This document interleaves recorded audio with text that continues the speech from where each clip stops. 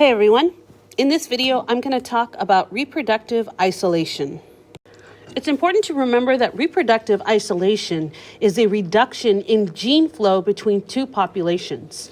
And if this reduced gene flow is left long enough, the two populations will eventually become two different species. In this video, I'm going to explain or go into more detail about the mechanisms of reproductive isolation. Let's get started. Now, there are two main types of reproductive isolation. There are pre-zygotic isolating mechanisms and post-zygotic isolating mechanisms. And the names give you a hint as to what they are. So in pre-zygotic isolation mechanisms, this is before the zygote gets a chance to form and go through embryonic development. So the zygote, remember, is the egg and sperm meeting, eventually becoming a newborn organism. But pre-zygotic mechanisms are going to prevent the zygote from successfully forming.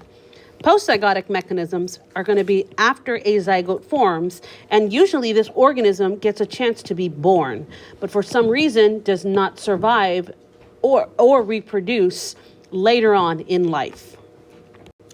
I'm going to start this video by focusing on pre-zygotic mechanisms. There are four main types. I'm going to talk about what they are and give you some examples. Let's get started. The first pre-zygotic mechanism I'm going to talk about is temporal isolation. Temporal isolation is when two populations are not going to form a zygote due to some type of time barrier.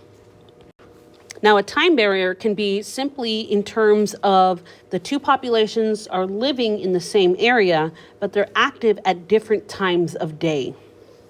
So, for example, one organism can be nocturnal, that is active at the nighttime, and the other organism could be diurnal, which is active in the daytime. So they would never get a chance to mate or reproduce simply because they're active at different times of the day. Another example of a temporal isolation would be seasonal mating. Some organisms mate in the fall, while some organisms may mate in the spring or summer. And so this difference in mating seasons would also be considered a temporal isolating mechanism. The next type of pre-zygotic mechanism that I'm going to talk about is behavioral isolation. So behavioral isolation is typically due to some type of courtship or mating ritual that is different between two populations.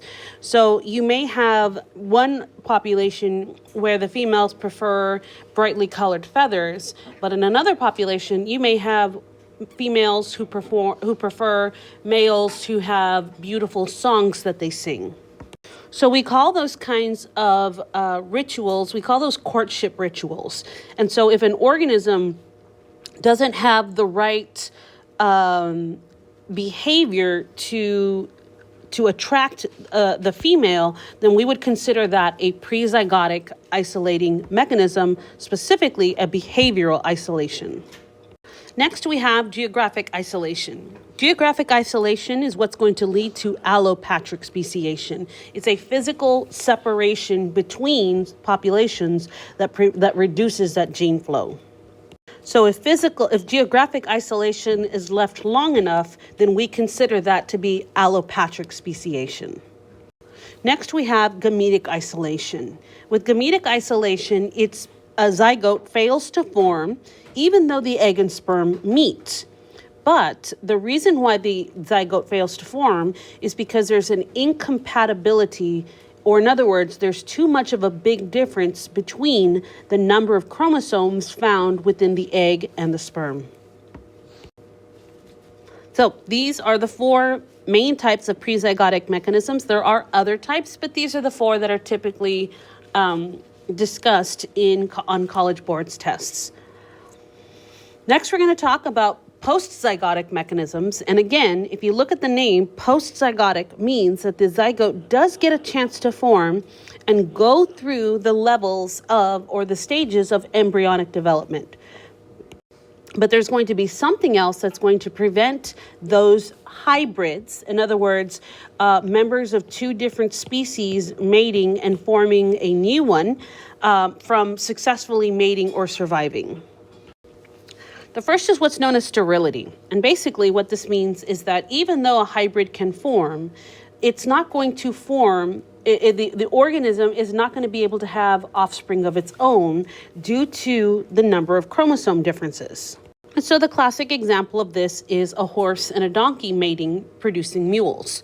Mules are sterile. They cannot produce, you cannot make more mules by mating a mama mule to a daddy mule. And the reason for that is because of the chromosome chromosome differences that are found in the mules. You cannot take a mule and mate it to a horse, nor can you take a mule and mate it to a donkey and produce any actual offspring. The second type of post-zygotic mechanism is what I'm calling survivability.